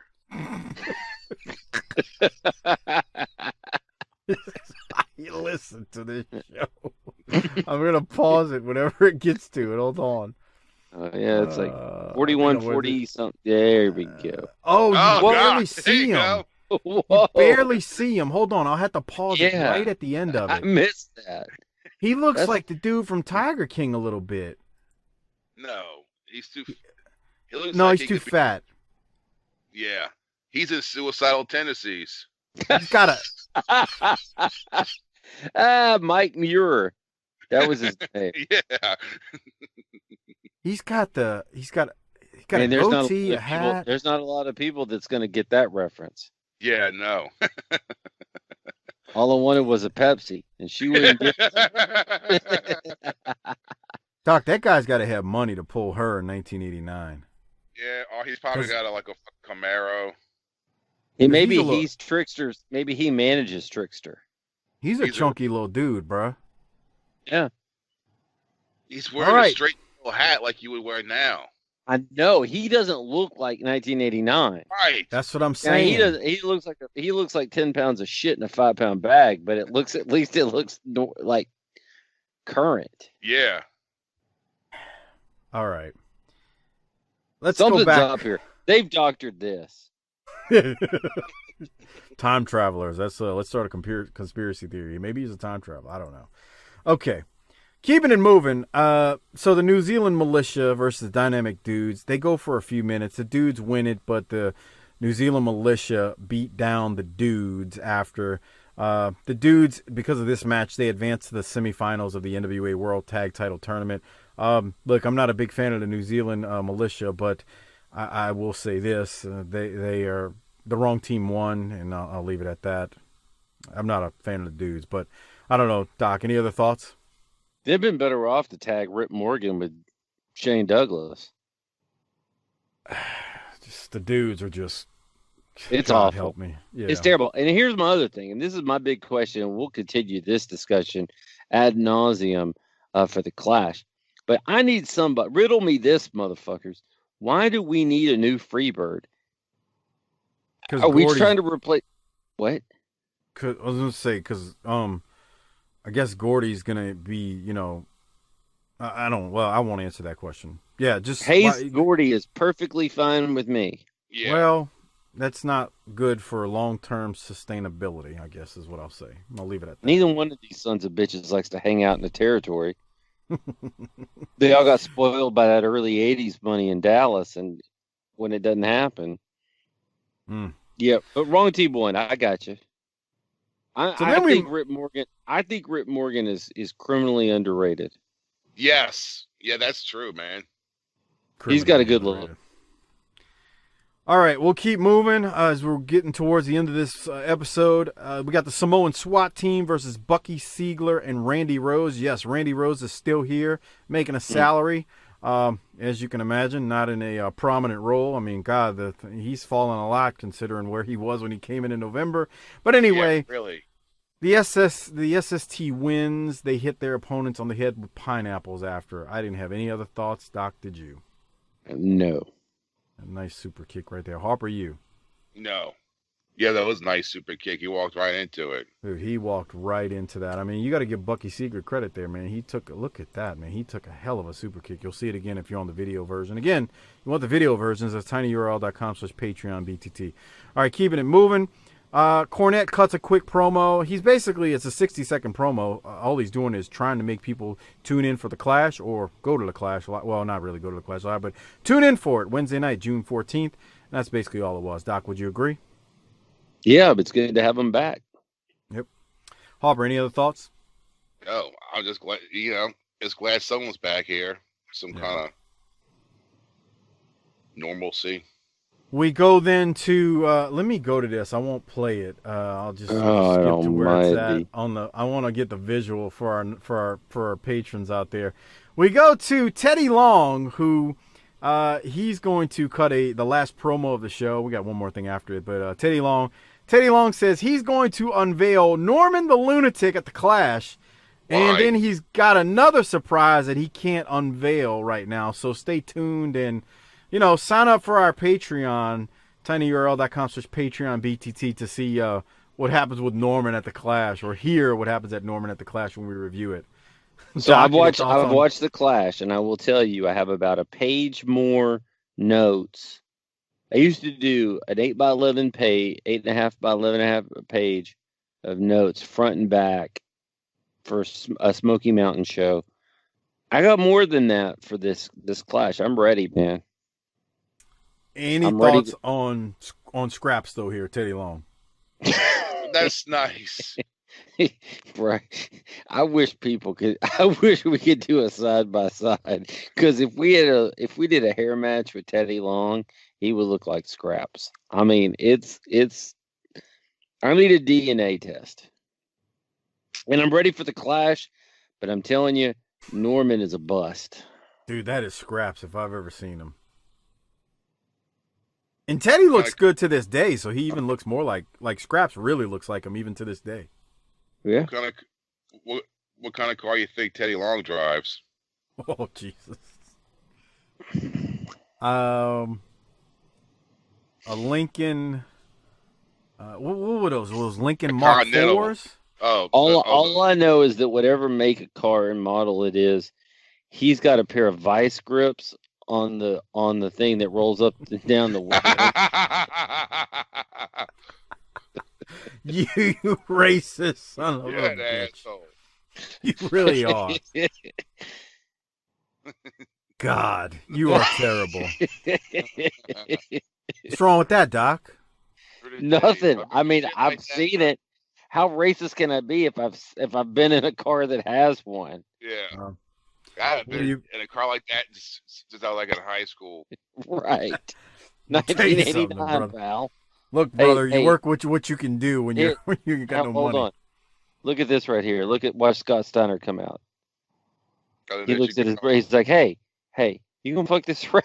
You gonna fuck this rat? He's like, bro, when are you gonna fuck her? Come on, you gonna hit this or not? She loves you. Come on. Slip her the dick. Is she wearing the same clothes? Don't hit her. Don't hit her. That's bad. She got pants on this week. I think she had shorts on last week. Scott's like, look, I'm tired of dealing with this. Like, knock this out. I tell you what, I want y'all to realize they've been showing her now on TV for probably about 5 or 6 weeks. All right. Yeah. So, and the reason I point that out is it's still going to be a while before we find out who this is. So, like, okay. It's a, we talk about, back in the day, long term. This is long term planning, basically. Hey, look, Scott, I'll fuck her when I'm ready. All right. No, you fuck her now. Stop. All right, so what Doc is referencing, the Steiner brothers come out and they defeat Snake Brown and the Raider. I mean, they dominate this thing right after, it's the Steiners dominate, but right after that win by the Steiners, the Varsity Club come out and they're brawling with the Steiners as we go off air. So stay tuned. We got to see what happens, but more than anything, stay tuned for the Clash that's coming out, or not coming out, but that is going to be on June 14th, 1989. It'll air. I'll drop it hopefully a day or two after this show drops. Again, it's on our Patreon feed, tinyurl.com/Patreon BTT. Great way to support this show. Get tons of extra content. 200 plus episodes are available on our Patreon feed. And also, before Doc gives out his Rolex and we do our grades, remember, the holidays are coming, so please use the Amazon link, tinyurl.com/BTTAmazon. Great way to support the show without spending anything extra. Again, it's tinyurl.com/BTTAmazon. If you are already shopping on Amazon, please use that link. Give that link to the wives, girlfriends, and whoever you have in your life as well to use it. All right, Doc. So this was it was a long episode for us. I really had a lot of fun with this one. I spoiled my, I guess, Rolex earlier. I said it was going to Missy and Muta, so I'm going to stick with that. But that does not. I don't want that to diminish what Terry Funk and Lex Luger did either. So we had a lot of candidates, but I gotta go with Missy and Luger because you're just never going to see that. You don't see that often where a man is going to miss a woman like that. So anyway, Doc, your thoughts? Who's your Rolex going to? Everything you just said is actually correct. And I'm going to give it to Missy because she, like I said, she's the first person to sell the mist that well. And the visual of a woman getting misted by him that way, and that he pushed Caudle out of the way. It was violent, but I'm giving it to her because I thought she sold it better than anybody else has. We love you, Missy. I ain't even joking. We love you. Yeah. In fact, I was telling Missy, you got to know this. I was telling the family at dinner tonight before we recorded. I said, we got a hot one tonight. Wife goes, she made the mistake because she didn't really care. She's like, why? And then I told the story about Missy Hyatt being so hot that even Mike Mills liked her, and she was going to get misted in the face. And my wife looked at me like, when are you going to be quiet? Okay. All right, Harper, who are you giving your Rolex to? Oh, it's got to be Missy. You just don't see that every day, right? Nope. But you also don't hear things that Terry Funk said every day either, but whatever. Yeah. Again, the wrestling's good. We just need to get it in front of a live audience. They can see it. With more than 800 people than that right. at the Silverdome. Jesus, Lord. That shit reminds me back in the day, rock bands would be like, we're touring all over the place, and every time we go into a record store, our records aren't there. It's like, There were some things we complained about. Harper, I got to tell you something. Why? Mike has turned over a new leaf in rock and roll. Into rock and roll. Oh, yeah? What's that? He's decided at 49 years old that Led Zeppelin's good. Yeah? Yeah. Only one of the best rock bands ever, and he's finally decided that they're good. What a dick. I've talked about Zeppelin many times. You just don't listen, but okay. Cashmere is his jam. Well, that's what else? I like Stairway to Heaven, Cashmere, Black Dog. I mean, good stuff, pal. Look at you. You're growing, man. Some of them I don't know the names. I just know it when I hear it. They're good for that. Led Zeppelin is one of those bands that you don't always know the name of the song, but you know the jam. But Right. I'm proud of you for branching out. We're trying to teach all of the Army. It's okay to step out of your comfort zone and try something culturally that you're not used to. It's okay, but that's how we learn about each other. All right, well, Doc, so you don't get in trouble because this show is going to probably be one of our longest ever. Let's do the rating for this thing. I told you today I had a feeling that we were going to be great tonight. I wonder if Harper, when he sees that thing that says guts and glory, if he's thinking about women. Anyway. Guts are glory. No Doc, glory till I bust out those guts. I'm going to give this, man, 54 minutes is the nice price, man. That is the good time. Automatic curve of a B+ before you even start.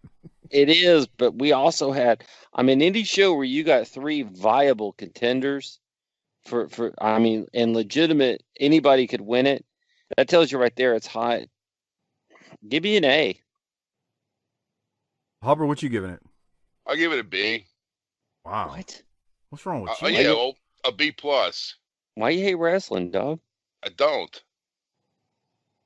Y'all both are crazy. This is getting an A+, man. Missy got misted. Funk caught that ridiculous promo talking about, your pig-nosed half-breed. Good Lord, that'll get you booted off TV nowadays, even if it's just a wrestling show and it's an angle. Then Luger cut a great promo. Was there some stupid stuff in here with the dynamic dudes? Yeah, sure. But, man, give me an A+. You talked me into it, and for the first time in the history of this show, I'm going to amend my rating. Wow. This is a first. I'm going to give it an A+ too. I'll give it an A now. Harper's peer pressure. Harper, I feel bad. Why don't you take a hit off this pipe? We did this joint in formaldehyde. Take a hit. That's nice. That's nice. All right. That's when you get deep throat Harper. That was fucked up, bro. All right, Doc. Anything else you want to cover before I take care of some business and throw it to Lance? No, man. It is. We are now on the descent. We're ready for the clash. We're going to a jacked and packed Fort Bragg. The Army men are going to be legit ready to start a war. And you and I are going to cover it at 6:15 Friday morning. Good God, what are we thinking? That was you that said it. But anyway, all right. So here's the thing. We are going to first off, I want to take care of some business. Shout out to Our Vantage Point, the Retro Wrestling Podcast with Joe Murata and Michael Quinn. The northern version of BTT, slightly classier, a little bit more professional, but still fun nonetheless. They support us. Please support them. And also check out the Bottom Line Cast with Mike Prue and JV. They do our ECW show on the Patreon feed. They also do the Bottom Line Cast on the career of Stone Cold Steve Austin. So check them out. Hey, so here's what's going on right now, man. Lance Peterson and I, Mr. SMU on Twitter, SMU Heavyweight, Harper's buddy, that Harper likes to make fun of when he's not here, but when Lance is here, he's Lance's best friend. But anyway, that's neither here nor there. As you all know by now, if you listen to this show all the time, Lance and I do a World Clash show. And right now we are into late 1985 of World Clash, and we have been building up to the hair versus hair feud at the 1985 Cotton Bowl between Kevin and Kerry Von Erich and Gino Hernandez and Chris Adams. Hell of a feud with a hell of a payoff at the Cotton Bowl in this hair versus hair match. So Lance and I actually recorded this last week. It is on our Patreon feed now, the entire show. But I clipped about 35 minutes of that Patreon show, and it is going to be a free preview for you to see what it's like on the World Class show and some of the stuff that Lance and I talk about when we review World Class. So that's what we're going to go to now. We're not going to come back. That's what you'll hear for the last 35 minutes of the show. But again, thanks everybody for listening. And let me throw it to Harper, if he's got nothing else, to hit the tagline and take us to myself and Lance covering some World Class Championship Wrestling and the hair match from the Cotton Bowl in 1985.